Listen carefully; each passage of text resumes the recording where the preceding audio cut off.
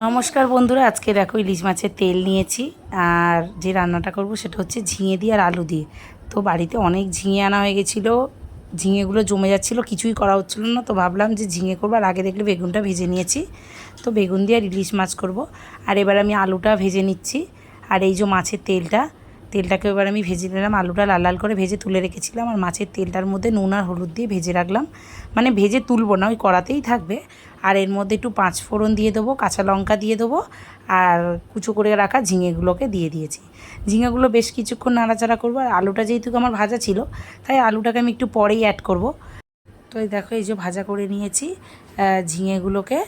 আর এবার আমি যে আলুটা ভেজে রেখেছিলাম, সেই আলুগুলোকে আমি ঝিঙের মধ্যে দিয়ে আবার 2-3 মিনিটের মতো নেড়ে নেবো।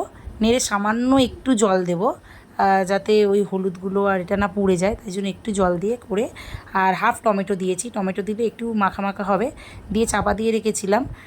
তো চাপা দিয়ে রাখার পর 3 মিনিট পর আবার খুললাম, খুলে একটু নাড়ি, যতটা জল লাগবে সেদ্ধ হতে ঠিক ততটাই জল দিয়েছি, বেশি জল দেবো না, কারণ এটা কিন্তু চচ্চড়ি টাইপের হবে, ঝোল হবে না।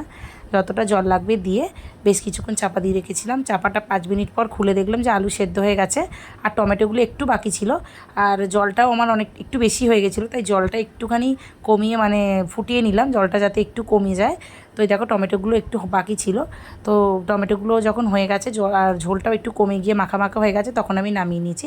টেস্টটা একদম অন্য টাইপের হয়েছিল। আর ইলিশ মাছের তেল তো কোনো কিছুতে দিলেই সেটা ভালো হয়।